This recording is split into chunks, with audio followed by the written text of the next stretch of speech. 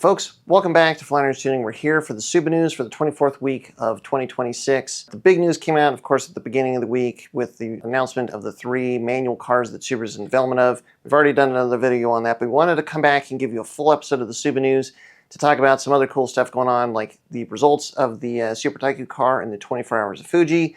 Let's look at the Southern Ohio Forest Rally, which is coming up this weekend. And we found a couple cool concept cars that I think are worth a mention. We're going to dive into it. Before we do, I want to say make sure you like, subscribe, hit the hype button if you see it. We really appreciate that support. All right, let's get into it. Let's talk 24 Hours of Fuji. So this race, it's a 24-hour race. It's like the 24 Hours of the Nürburgring, but it was run at the Fuji Speedway. Subaru participated in it with their Super Taikyu car.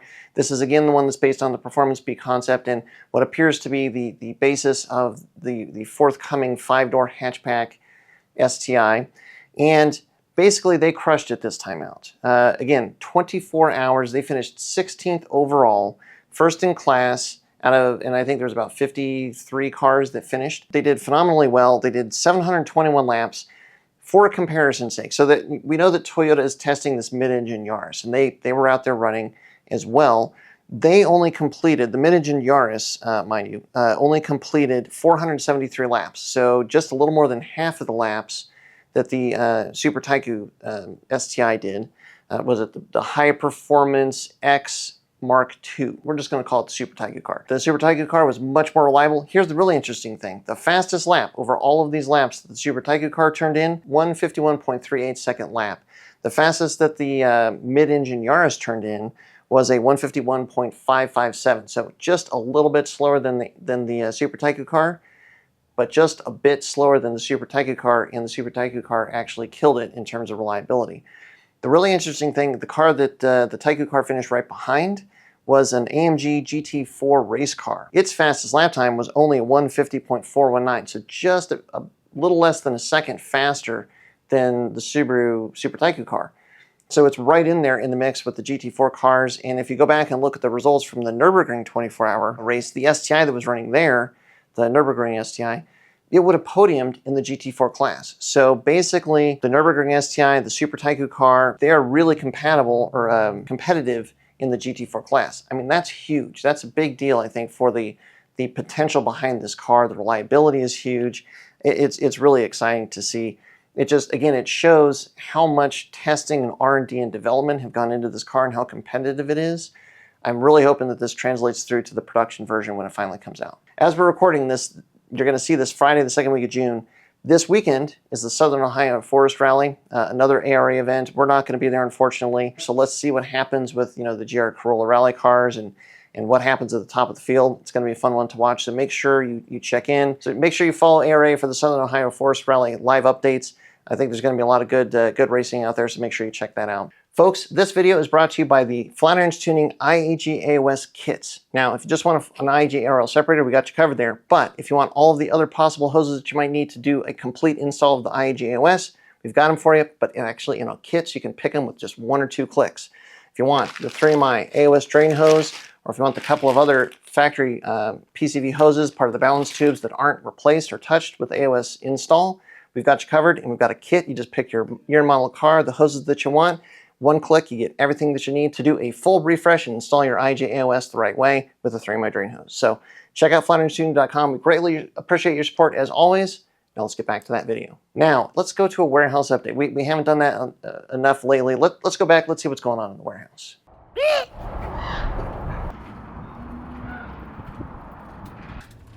I didn't get it though.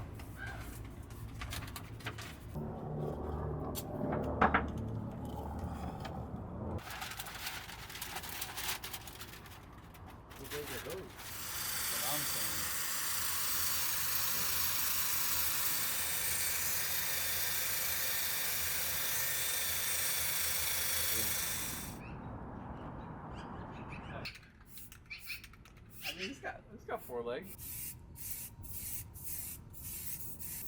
Falling down.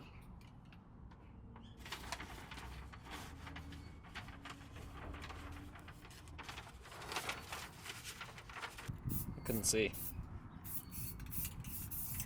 All right, well, there you go. I mean, this is not the coolest part of building a race car, but it's part of building a race car, and progress is happening. So Pikes Peak, of course, is next week, so this is probably going to be it for a little bit, but as soon as we get back and start making more progress, we'll let you know. We'll probably do a full-on feature on the car and let you know what the plan is for it, but progress is happening. Okay, now, these concept cars.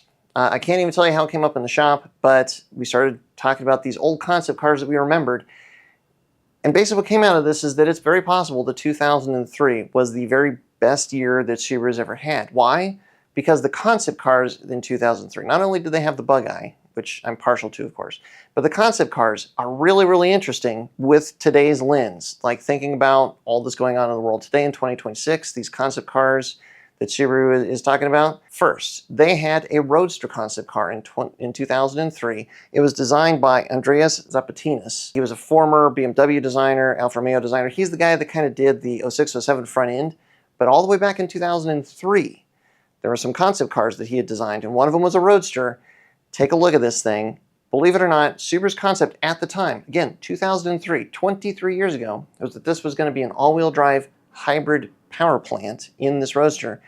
I think this looks a lot like a Z8. Let me know what you think there. What if they took some of this philosophy and put it into the next generation BRZ? Who knows? I mean, it's very interesting. It's probably, the front axle, I would guess that's where the electric drivetrain would be. Hard to say. I don't think they actually made a running and driving version of this, but it's interesting that, again, 23 years ago, they were designing a concept car in this direction already. And so maybe they pick up some of these notes and merge it into the next generation BRZ, the all-wheel drive BRZ. Who knows? It's fascinating that we found this all the way back in 2003. And also, same year, 2003, there was a B11S sedan concept car. Some of the design language here is what first came out in the Tribeca and then like the 06, 07 WRX. But like you look at this B11S, this was a sedan powered by, wait for it, twin-turbo 6-cylinder engine. The nose, either you love the look of this thing or the nose looks a little bit weird. But imagine even back then that they were hypothetically thinking of a twin-turbo 6-cylinder engine powering a sedan that looks like this. Now, I'm not saying that they have to build exactly this, but let's remember they have patented the AZP and AZP STI or AXP and all these other alphabet soup names plus an STI. Maybe they're thinking something along these lines. I don't know. It's very interesting that they had these two concepts back in 2003 and how kind of seemingly relevant they are to now. And they're cool looking things, and that's why we wanted to bring them up, because I didn't remember any of these, and so wanted to make sure you guys had seen this. And let us know what you think. Could it be that 23 years ago Subaru was like thinking so far in the future that like now this is the time to make these two cars? What do you think of them making a Roadster? I don't think they've ever made a convertible. Maybe a K-car convertible, but they've never done a convertible. Is now the time? I don't know. An all-wheel drive convertible?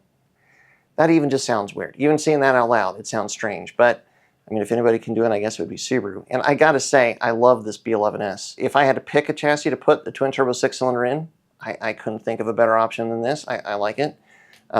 Maybe this is going to be the Alcyon, the ASX or whatever, an ASX STI that they're talking about patenting. I don't know. Let us know what you think in the comments below. Should Subaru dust these old concept cars off? Let us know. So that's what we got for the SubaNews for this 24th week of 2026. Thank you very much for your support as always, and until next time, stay tuned to Flatirons Tuning.